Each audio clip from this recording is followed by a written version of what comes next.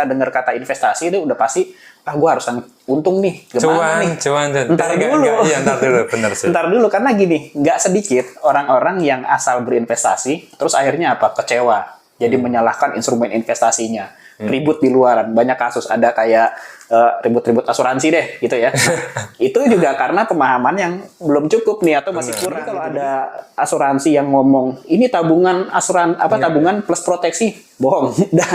Asuransi kita bayar. Bayar ya. Kalaupun ada nanti nilai returnnya, itu bonus lah ya dari yang kita taruh. Dan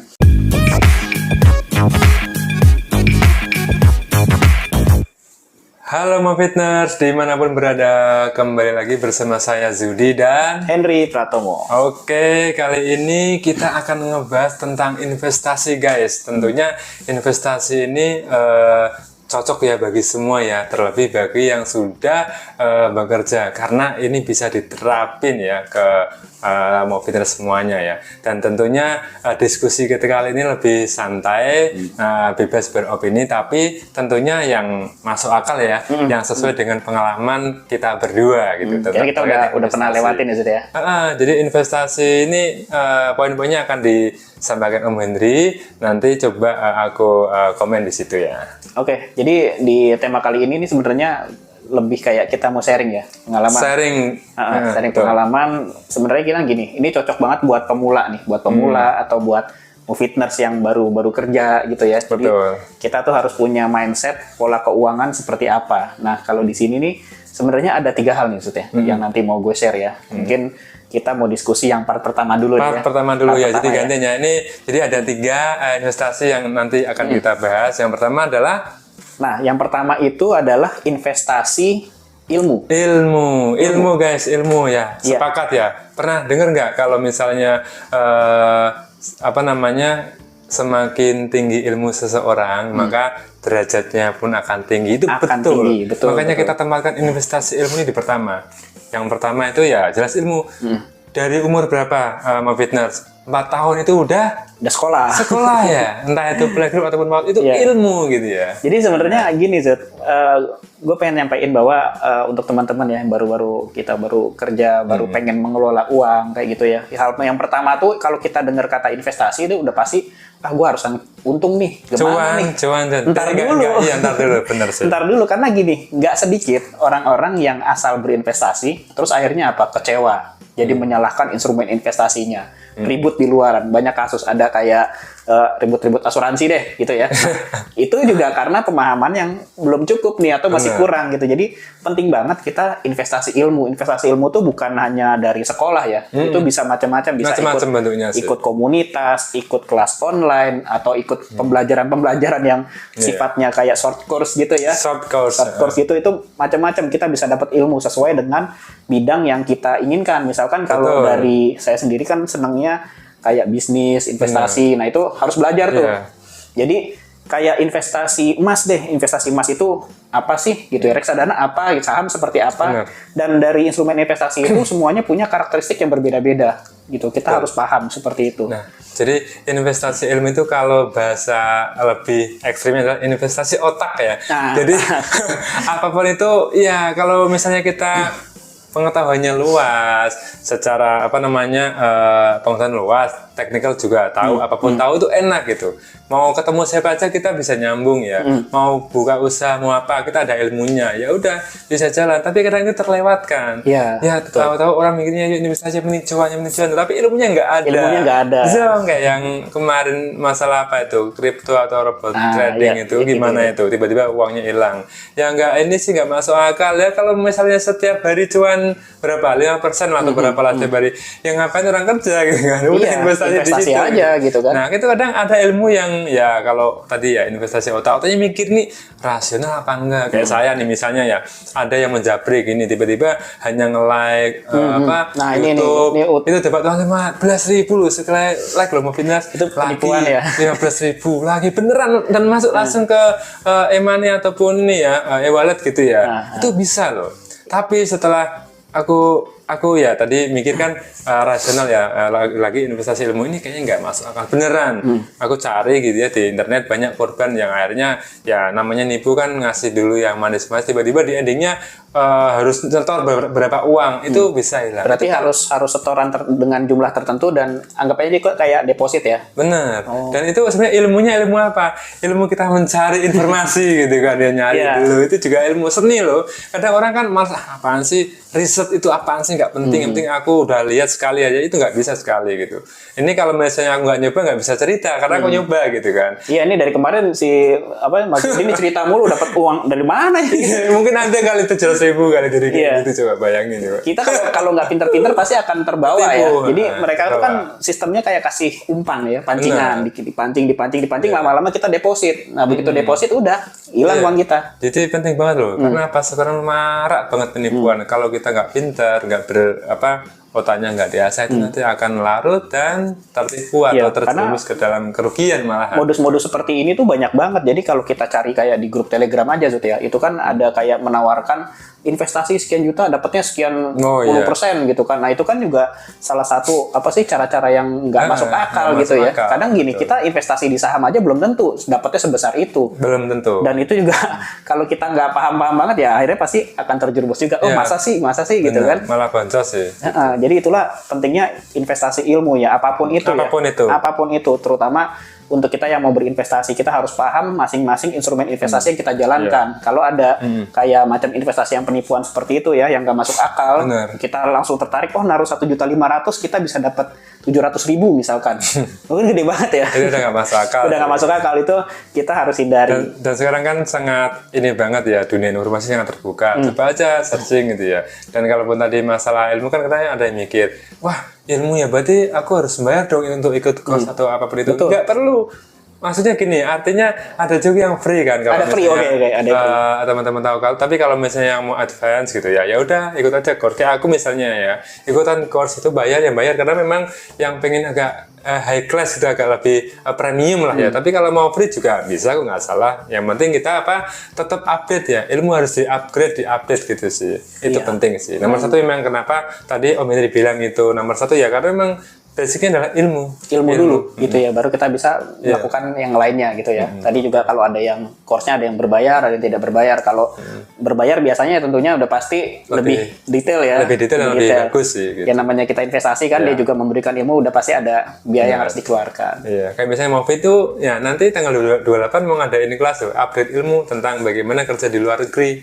Ya monggo silakan, itu free kok bagi teman-teman. Kita banyak ya kelas edukasi. Banyak kelas untuk edukasi. beberapa Inspiring class lah malah. Beberapa bulan ke depan nih kayaknya kelas luar negeri terus ya. Kelas luar negeri biar Mam Fitner bisa kerja berkarir di luar negeri ya. Dan jangan lupa kita sudah punya yang namanya Movie Job, di mana di situ teman-teman bisa mencari kerja sih. Gitu. Ya, kita ada grupnya, grup WA, nanti dicantumin di deskripsi, tinggal teman-teman join aja. Di situ banyak informasi ya. Kalau pengalamanku di masa cari kerja itu ya lagi-lagi selain yang pertama adalah faktor luck, keberuntungan, yang kedua adalah ilmu. Kalau misalnya kemampuan nggak ada di interview, ini tahu nggak? Kayaknya enggak sih. Ini tahu nggak? Apa ya? Nah itu udah nggak lolos. Pokoknya udah pasti nggak lolos. Ya, karena sekarang itu benar-benar complicated. Misalnya teman-teman ada posisi sosial media gitu ya. Udah nggak cuma desain, tapi bisa membuat planning, branding, atau optimasi itu semuanya. Makanya tadi investasi ilmu itu jadi kunci pembuka. Ibaratnya kalau teman-teman misalnya mau naik motor ya udah kuncinya itu. Kalau nggak ada itu agak susah kemana-mana. Jalan terus nggak ada gitu, nggak bisa naik motor nanti. Nggak ada kuncinya soalnya gitu. Nah sekarang lanjut nih Zut nih. Oke. Kita ke poin yang kedua ya. Jadi kalau di poin yang kedua, kalau dari gue ini adalah investasi kesehatan. Ini penting banget nih Zut ya. Jadi investasi kesehatan itu bukan cuma kaitannya sama kayak asuransi segala macam gitu ya, tapi kita juga mesti berinvestasi kesehatan tuh pada jaga kesehatan diri kita nih. Betul. Dari mulai pola makan, gaya hidup, gitu itu harus kita jaga nih. Karena apa? Kalau misalkan kita tidak berinvestasi pada kesehatan, ini akan menghabiskan uang kita nih nanti ya. Terutama di masa tua, kalau masih muda mah masih seneng-seneng aja ya. Masih makan ini nggak olahraga, semuanya makan makanan nggak sehat.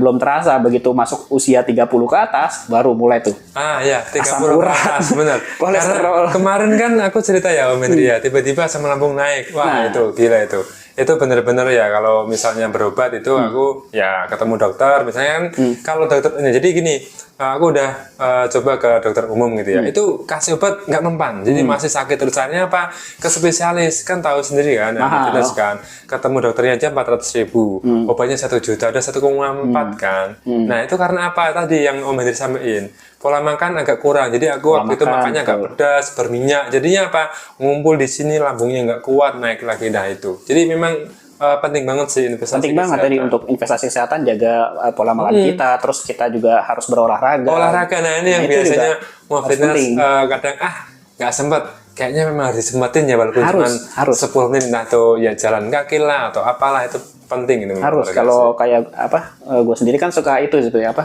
nge-gym ya olahraga nge-gym ya tapi rutin belum terlalu kurus nih badan ya rutin. Oh, rutin. Jadi istilahnya dari segala kesibukan nih minimal itu seminggu sekali lah minimal ya paling jelek ya gitu berarti ya. Udah rutin ya? Udah rutin lah soalnya kalau lewat dari seminggu tuh kayak badan gak enak gitu kan udah terbiasa gitu kan. Bener sih kalau aku ya paling jalan-jalan keliling kompleks itu sih. Nah selain itu juga tadi kan kita udah jaga kesehatan kita ya. Nah kita juga perlu proteksi keuangan kita juga Zul. Jadi proteksi untuk membayar kesehatan gitu ya. Misalkan kayak kita punya asuransi gitu. Nah cuma terkait dengan asuransi ini, gue menyarankan bahwa orang-orang ini kalau mau ngambil asuransi itu harus cukup dulu uangnya. Asuransi untuk yang apa nih? Nah gini ya, gini asuransi ada dua nih. Ada yang BPJS ya kan dari pemerintah. Ada BPJS. Terus ada yang dari swasta. Nah ini kadang-kadang suka banyak orang yang nggak ngerti nih. Kadang suka dicekokin sama salesnya ya. Pak ini mah ilustrasinya sekian, nanti 10 tahun uangnya balik kayak gitu. Nah itu juga teman-teman harus hati-hati. Ini balik lagi ke investasi ilmu, cari tahu ilmunya. Karena gini, nabung dengan asuransi itu beda. Nabung ya kita nabung gitu kan, naruh uang kita. Asuransi itu kita nggak nabung, kita bayar. Jadi kalau ada asuransi yang ngomong ini tabungan tabungan plus proteksi, bohong. Asuransi kita bayar. Bayar ya. Kalaupun ada nanti nilai returnnya itu bonus lah ya dari yang kita taruh dan kalau bisa nilainya balik modal aja itu udah bagus gitu. Lebih ya syukur-syukur dah kalau lebih itu bonus gitu kan. Nah tapi yang pengen gue sampaikan adalah untuk teman-teman yang budgetnya terbatas nih, gitu ya kita ngepas lah. Udah deh, sama BPJS aja yang program pemerintah, terutama yang teman-teman karyawan ya, karena kan biayanya terjangkau banget nih. Misalkan yang nggak karyawan, yang pengusaha beli asuransi BPJS itu juga murah. Kalau mau sih.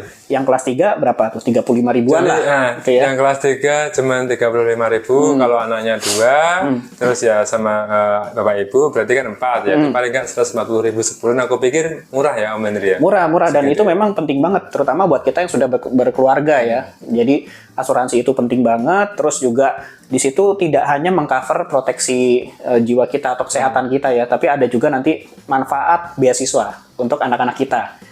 Nggak tahu ya besok nggak ada umur misalkan, anak-anak kita masih tetap sekolah minimal sampai dia selesai kuliah gitu. Nah itu kita wajib berinvestasi asuransi arahnya lebih ke sana seperti itu. Jadi penting banget jadi teman-teman harus bisa bedain ya asuransi yang seperti apa gitu. Jadi jangan sampai kita udah punya BPJS dari kantor, terus ditawarin lagi, kita maksain budgetnya, ngambil 2 asuransi. Kecuali budgetnya cukup ya, itu bebas. Karena tapi kan memang iya sih. Kalau pengen bebas, kalau masih sisa bebas sih. Kalau masih banyak silakan gitu kan. Karena kan biasanya orang yang pakai asuransi swasta kan pengen pelayanan yang lebih bagus gitu kan. Lebih nyaman, coverannya mungkin besar gitu kan. Tapi sebenarnya kalau menurut gue sendiri sih dari BPJS aja itu udah lumayan cukup ya? Udah lumayan cukup. Dan sekarang kalau ya ini ngomongin pelayanan ya, kalau di Jakarta juga udah oke kok. Udah lumayan ya. Ya cuma di beberapa tempat ya mungkin ada yang masih kurang ya. Karena pernah ngalamin sendiri kalau kita masuk rumah sakit kasih kartu BPJS itu nunggunya bisa lama. Tapi kalau kasih kartu asuransi yang swasta ya langsung ada kamar nih gitu. Sama satu lagi ya, jadi ngomongin soal investasi kesehatan kan tadi lebih ke gaya hidup makan. Nah, satu lagi adalah healing, itu penting. Nah, gimana nih maksudnya healing? Jadi ya liburan itu masuk di situ. Karena kalau kita pusing gitu kan, kita ya sekali pergilah kemana gitu kan, ke pantai atau kemana itu perlu. Makanya itu ya perlu diinvestasikan. Jadi orang kayak jalan itu aku pikir ya nggak masalah ya, entah itu jalannya macam-macam ya, bisa ke pantai, ke hutan ataupun ke hotel itu monggo, karena itu penting sih, bagian dari salah satu investasi. Jadi itu bisa dianggarkan. Aku pernah ya, jadi dapat tawaran dari hotel ternama bintang 5 gitu, itu ada alokasi khusus orang-orang itu untuk investasi di liburan, maksudnya di kesehatan biar jiwanya tetap fresh, tetap terus. Oh, itu ada program kayak gitu ya. Jadi di JP Merit itu pernah ditawarin bisa jalan-jalan gitu ya. Tadi kayak dia belinya di awal nanti bisa murah gitu. Jadi kayak investasi liburan yang harganya misalnya nginapnya semalam 3 juta, itu bisa cuma 500.000 gitu. Itu bayar di depan. Itu masuk dalam investasi kesehatan. Jadi ketika habis dari situ pulang tuh wah kayak seger gitu. Seger lagi ya. Ini kan bener itu juga sama, mungkin suka ke nginap di hotel mana gitu juga. Kalau saya senangnya staycation. Nah, staycation lah ya. Nah, itu kan jadi masuk juga di situ sih. Iya. Nah, tapi perlu diingat, mau healing jangan pakai uang pinjol ya. Nah, itu. Jadi sediakan ya dana yang cukup lah, nggak harus yang mewah. Yang penting kita bisa cari suasana lain biar jiwa kita tetap sehat dan tetap fresh, nggak stres. Nah, itu dia. Oke, kita lanjut lagi Sud, ke poin yang ketiga ya. Ini poin yang terakhir nih. Jadi di dalam pengelolaan keuangan kita ya, kita tuh terakhir nih wajib memiliki investasi keuangan.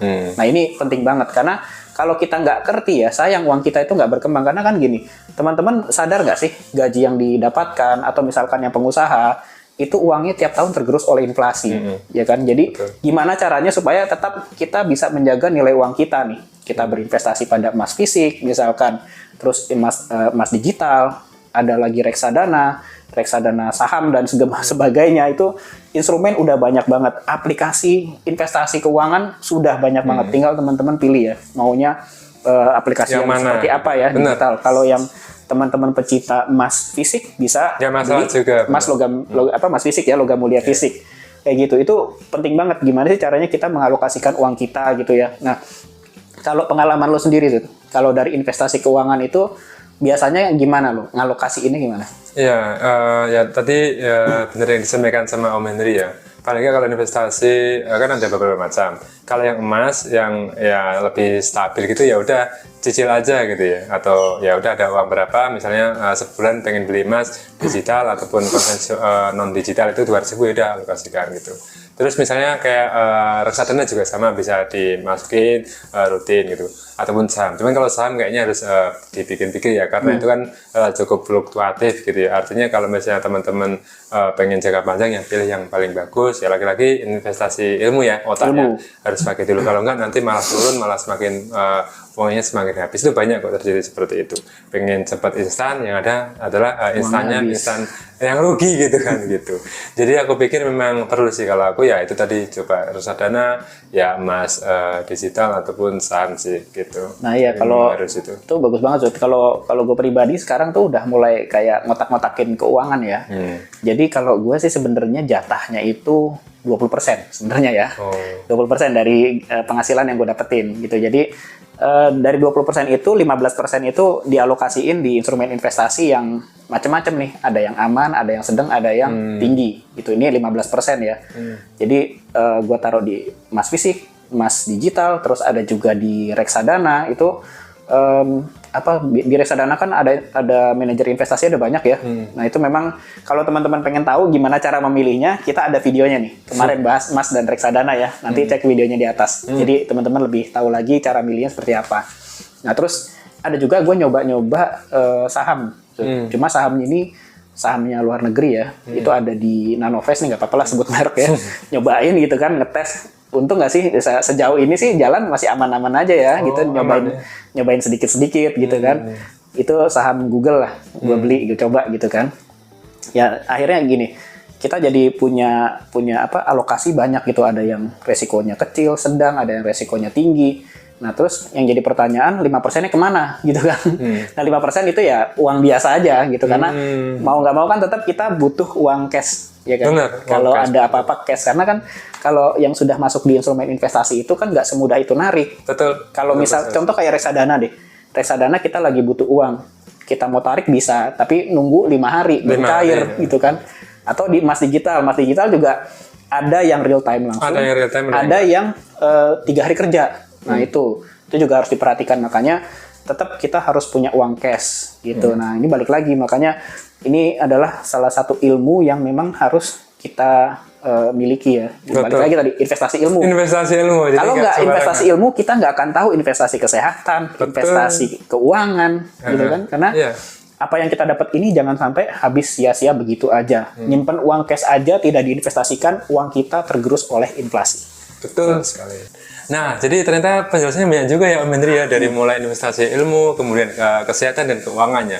Aku pikir dari tiga ini memang Moviters harus miliki ya. Jadi jangan cuma satu aja, dua aja, tiga-tiganya harus dihajar habis ya. Betul. Biar nanti kehidupan Moviters semakin baik ke depannya gitu. Jadi kan kita tidak hanya mencari uang, tapi kita juga harus bisa memproteksi. Betul. Baik untuk diri kita, juga uang kita.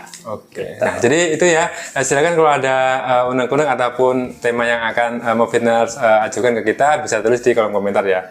Oke. Jadi tetap tongkrongin di Movit Indonesia, tempatnya untuk Cari ilmu. Dadah.